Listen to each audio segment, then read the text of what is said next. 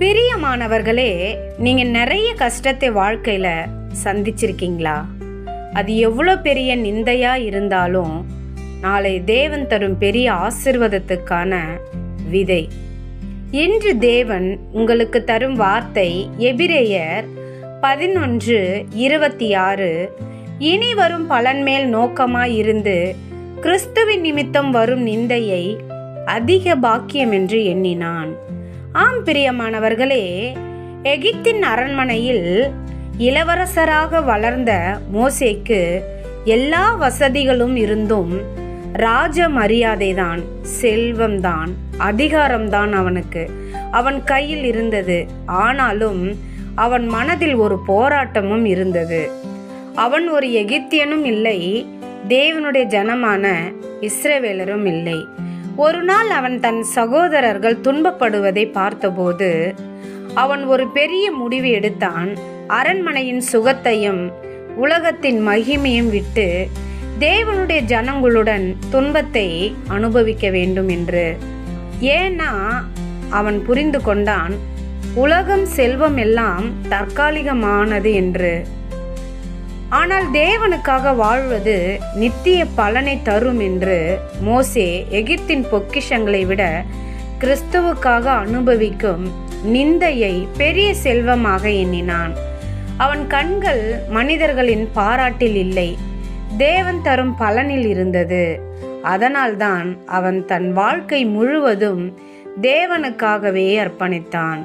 முடிவில் மோசே தேவனின் கரங்களில் ஒரு பெரிய சாதனையாக, அதாவது ஒரு மகிமையாக மாறினான்.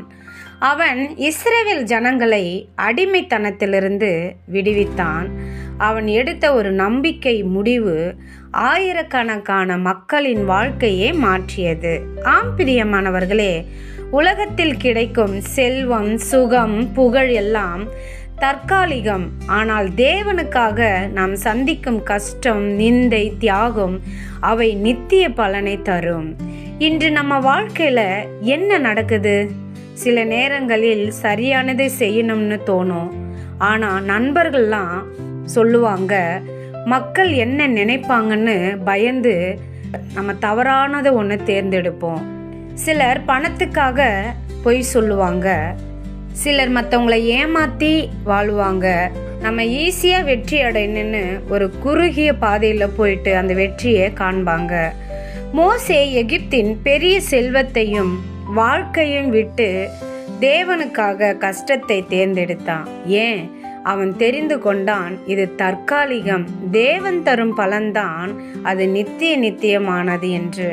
நம்ம வாழ்க்கையிலும் அதேதான். நண்பர்கள் நம்மை கேலி பண்ணலாம், நம்ம நேர்மையாக இருந்ததுக்காக அநேக நஷ்டங்கள் வரலாம். சில நேரம் நாம் மட்டும் ஒரு தனியான பாதையில் இருக்கிறோம் என்று நினைக்கலாம். ஆனால் ஒன்றை நினைவில் வைத்துக் கொள்ளுங்கள், தேவன் உங்களை பார்க்கிறார், தேவன் உங்களை நினைத்திருக்கிறார், தேவன் நிச்சயமாக உங்களுக்கு ஒரு பலனை தருவார். ஆமேன்.